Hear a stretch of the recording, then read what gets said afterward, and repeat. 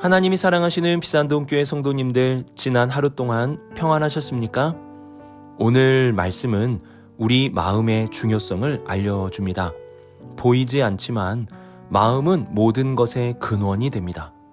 오늘 말씀을 통해 우리의 마음을 돌아보고 우리 마음에 말씀의 영양분을 듬뿍 담을 수 있는 복된 하루가 될 수 있기를 바랍니다. 기도하겠습니다. 사랑이 많으신 하나님 아버지, 보이는 것만을 중요하게 여기는 세상 속에서 보이지 않는 마음의 중요성을 바라보며 살아가게 하여 주옵소서. 오늘 주님의 말씀으로 우리의 마음을 성찰하고 우리의 마음의 약한 부분을 고치고 채우는 복된 시간이 되게 하여 주옵소서. 오늘도 주님의 말씀을 우리 마음에 가득 채우겠습니다. 이 모든 말씀 우리 주 예수 그리스도의 이름으로 기도드립니다. 아멘. 오늘 우리에게 주시는 하나님의 말씀은 누가복음 6장 39절에서 45절까지 말씀입니다. 하나님의 말씀을 함께 읽겠습니다. 또 비유로 말씀하시되 맹인이 맹인을 인도할 수 있느냐? 둘이 다 구덩이에 빠지지 아니하겠느냐? 제자가 그 선생보다 높지 못하나 무릇 온전하게 된 자는 그 선생과 같으리라. 어찌하여 형제의 눈 속에 있는 티는 보고 내 눈 속에 있는 들보는 깨닫지 못하느냐? 너는 내 눈 속에 있는 들보를 보지 못하면서 어찌하여 형제에게 말하기를 형제여 나로 내 눈 속에 있는 티를 빼게 하라 할 수 있느냐? 외식하는 자여 먼저 내 눈 속에서 들보를 빼라. 그 후에야 내가 밝히 보고 형제의 눈 속에 있는 티를 빼리라. 못된 열매 맺는 좋은 나무가 없고 또 좋은 열매 맺는 못된 나무가 없느니라. 나무는 각각 그 열매로 아니니 가시나무에서 무화과를 또는 찔레에서 포도를 따지 못하느냐. 선한 사람은 마음에 쌓은 선에서 선을 내고 악한 자는 그 쌓은 악에서 악을 내나니 이는 마음에 가득한 것을 입으로 말함이니라. 아멘.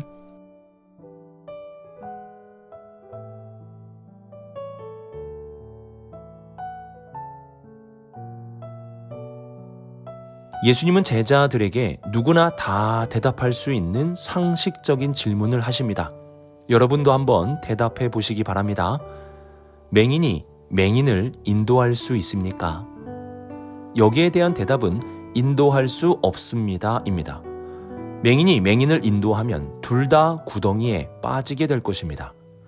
맹인을 인도하는 사람은 적어도 눈을 뜨고 앞을 볼 수 있는 사람이어야 합니다. 이 비유에 대한 분명한 뜻은 40절을 보면 알 수 있는데요. 예수님은 제자가 그 선생보다 높지 못하나 무릇 온전하게 된 자는 그 선생과 같으리라고 말씀하십니다. 이 말씀에서도 알 수 있듯이 맹인의 비유는 스승과 제자의 관계를 나타내는 것입니다. 제자는 올바르게 눈을 뜨고 인도해 줄 수 있는 스승을 만나야 합니다. 그래야 구덩이에 빠지지 않게 된다는 것이죠.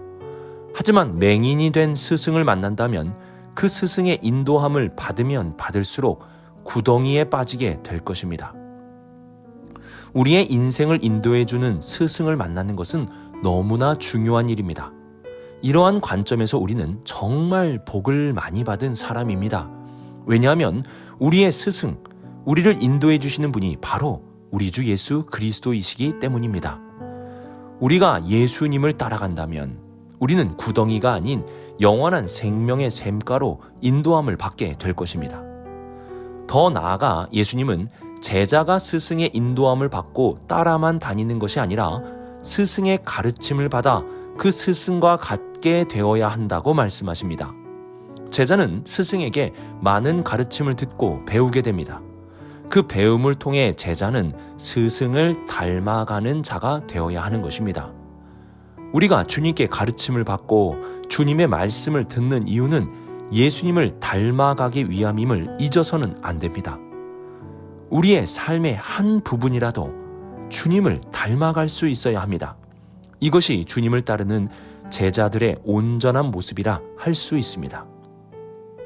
또한 41절에서 예수님은 어찌하여 형제의 눈 속에 있는 티는 보고 내 눈 속에 있는 들보를 깨닫지 못하느냐고 말씀하십니다. 이 말씀은 사람의 허물을 보고 비판할 때 주의할 것이 있다는 것을 알려줍니다. 42절 상반절을 보시면 내 눈 속에 있는 들보를 보지 못하면서 어찌하여 형제에게 말하기를 형제여 나로 내 눈 속에 있는 티를 빼게 하라 할 수 있느냐라고 말씀하십니다. 우리는 내 눈에 있는 들보와 같은 잘못과 허물을 볼 수 있어야 합니다. 다른 사람의 허물을 먼저 보기 시작하면 이상하게 내 허물이 점점 작아지게 되고 나중에는 나는 허물이 없는 사람이 되어버리게 됩니다. 예수님은 자신의 허물을 보지 못한 채 다른 사람의 허물을 지적하는 것이 큰 문제임을 말씀하십니다. 예수님은 다른 사람의 허물을 말할 때 그 후에야 라고 말씀하셨습니다. 먼저 나의 허물을 보고 깨달은 후에야 다른 사람의 허물을 볼 수 있어야 한다는 것입니다. 그러므로 회개가 먼저이고 그 다음에 다른 사람의 허물을 보는 것이 나타나야 하는 것입니다. 예수님은 내 허물을 보지 못하는 것도 문제이며 내 허물을 보지 못한 채 다른 사람의 허물을 지적하는 것도 문제임을 말씀하시는 것입니다. 우리는 내 자신의 허물을 먼저 볼 수 있어야 합니다. 그러면 내 허물은 어떻게 볼 수 있습니까? 다른 사람과 나를 비교한다면 나의 허물이 보이지 않습니다. 우리의 허물을 보기 위해서는 먼저 우리가 십자가의 복음 앞에 있어야 합니다. 복음은 우리의 죄를 밝히 보여주는 능력이 됩니다. 또한 말씀이 우리의 삶의 기준이 되어야 합니다. 그리고 주님의 말씀을 붙잡고 기도를 해야 합니다. 이러한 복음, 말씀, 기도를 통하여 우리의 허물을 볼 수 있어야 합니다. 다른 사람의 허물을 말하기 전에 주님의 말씀과 같이 나의 허물을 먼저 살펴볼 수 있기를 바랍니다. 이것이 주님의 온전한 가르침을 받는 제자의 모습이며 이것이 주님의 모습을 닮아가는 자의 모습이라 할 수 있습니다.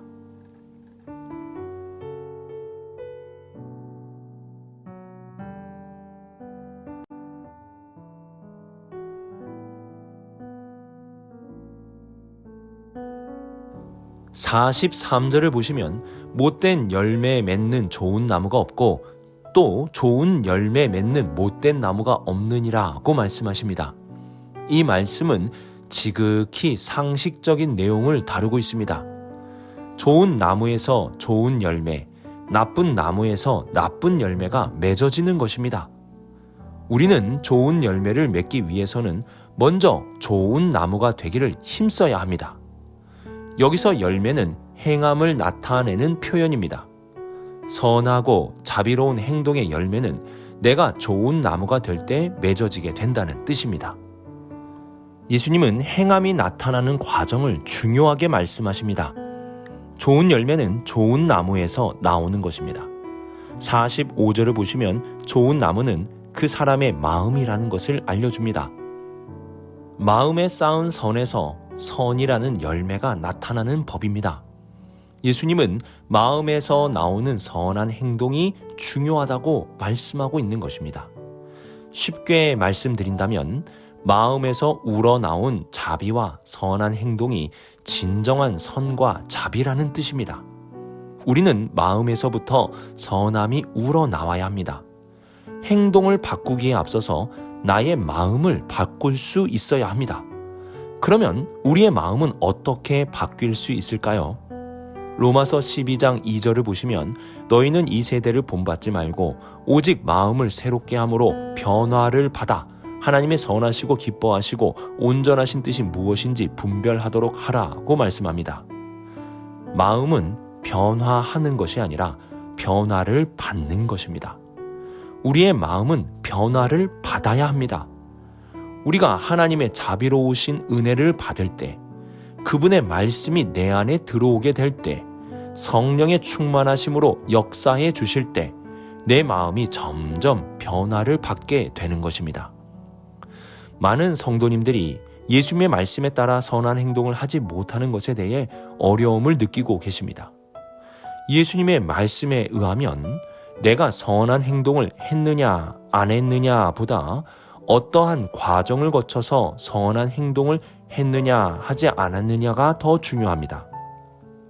내 마음이 주님의 은혜로 주님의 말씀과 성령의 충만함으로 인하여 선하고 자비로운 하나의 삶을 행하였다면 그 하나가 진정한 선한 열매가 되고 그 하나를 통해서 더욱 풍성한 열매가 맺어지게 되는 것입니다. 선한 행동을 하기 전에 먼저 우리의 마음이 바뀌어야 합니다. 이를 위해 주님의 은혜를 더욱 사모하시고 말씀에 아멘하시며 그 말씀을 받아들이시고 성령님을 구하며 성령 충만함으로 우리가 살아갈 수 있어야 합니다. 이러한 주님이 주시는 마음의 변화를 받아 우리의 삶에 선하고 자비로운 열매들이 가득할 수 있기를 주님의 이름으로 축복합니다.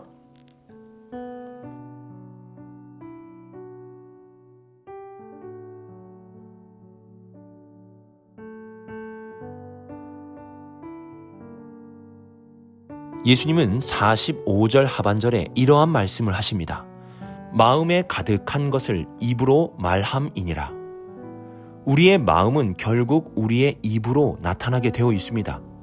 지금 내 마음에 무엇이 있는지, 내 마음이 얼마나 건강한지를 진찰하기 위해서는 내 입을 보면 알 수 있습니다.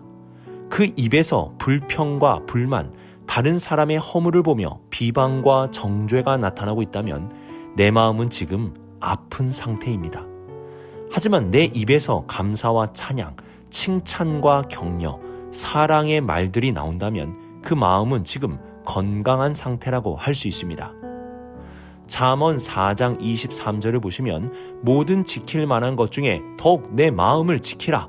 생명의 근원이 이에서 남이니라고 말씀합니다. 결국 우리의 마음을 지키지 못하면 우리의 입술의 열매, 행함의 열매, 삶의 모든 열매들이 나쁜 열매들로 가득하게 될 것입니다. 하지만 내 마음을 지킨다면 우리의 모든 삶의 열매들은 선한 열매들로 가득하게 될 것입니다. 마음은 보이지 않지만 모든 것의 근원이 되는 것입니다. 세상 많은 사람들은 자신의 육체적인 건강을 지키기 위해 여러 노력들을 합니다. 육체의 건강 중요합니다. 하지만 마음을 지키기 위해서는 노력을 많이 하지 않고 있습니다. 우리는 보이는 육체만큼, 아니 그보다 더 보이지 않는 마음을 잘 지켜야 합니다. 그러면 우리의 마음을 어떻게 지킬 수 있습니까? 빌립보서 4장 6절에서 7절을 보시면 마음을 지키는 비결에 대해 이렇게 말씀합니다. 아무것도 염려하지 말고 다만 모든 일에 기도와 간구로 너희 구할 것을 감사함으로 하나님께 아뢰라. 그리하면 모든 지각에 뛰어난 하나님의 평강이 그리스도 예수 안에서 너희 마음과 생각을 지키시리라. 아멘. 마음을 지키기 위해서는 먼저 하나님을 믿음으로 염려함을 내려놓아야 합니다. 우리 안에 염려가 있다면 우리의 마음은 점점 더 아파지게 될 것입니다. 하나님을 믿으십시오. 하나님을 믿음으로 우리의 염려를 내려놓을 수 있어야 합니다. 그리고 기도의 삶을 실천해야 됩니다. 그 기도에는 반드시 하나님으로 인한 감사가 들어가야 합니다. 그리고 마지막으로 우리는 예수 그리스도 안에 있어야 합니다. 그분을 떠나서는 안 됩니다. 우리가 그렇게 한다면 하나님의 평강이 우리의 마음과 생각을 지켜주실 것입니다. 오늘 이 시간 우리의 마음을 지킵시다. 하나님을 믿음으로 염려를 내려놓으시고 감사함을 가지고 기도의 자리로 나아갑시다. 그리고 어떠한 상황에도 예수 그리스도 안에 있는 우리의 위치를 지켜야 합니다. 그렇게 한다면 하나님께서 놀라운 평강으로 우리의 마음을 지켜주실 것입니다. 오늘의 말씀을 묵상하며 주님께 배우고 가르침을 잘 받아 주님을 닮아가는 제자가 될 수 있기를 바랍니다. 그리고 다른 사람의 허물을 보고 비판하기 전에 십자가의 복음과 말씀 그리고 성령 안에서 먼저 내 허물을 볼 수 있는 우리가 되어야 합니다. 또한 예수님의 가르침에 따라 마음의 변화를 받아 마음에서 우러나온 선한 행함의 열매들이 맺어질 수 있어야 합니다. 마지막으로 우리의 건강과 함께 마음의 건강도 지킬 수 있는 우리 성도님들이 될 수 있기를 바랍니다. 오늘도 하나님을 믿음으로 염려를 내려놓으시고 감사함으로 기도하시고 예수 그리스도 안에 계심으로 우리의 마음을 굳게 지키며 살아갈 수 있는 우리 모든 성도님들이 되시길 주님의 이름으로 축복합니다. 기도하겠습니다. 사랑의 하나님 아버지, 주님의 말씀을 통해 주님을 닮아가는 삶을 살아가게 하여 주옵소서. 삶의 작은 것이라도 주님을 닮은 삶이 있게 하여 주옵소서. 다른 사람의 허물을 보기에 앞서 나의 허물을 먼저 보게 하옵시고 정죄보다 나의 죄에 대한 회개가 있게 하여 주옵소서. 우리의 마음이 주님의 은혜로 변화를 받아 마음을 건강하게 지키는 우리 모두가 되게 하여 주옵소서. 이 모든 말씀 하나님의 아들 우리 주 예수 그리스도의 이름으로 기도드립니다. 아멘.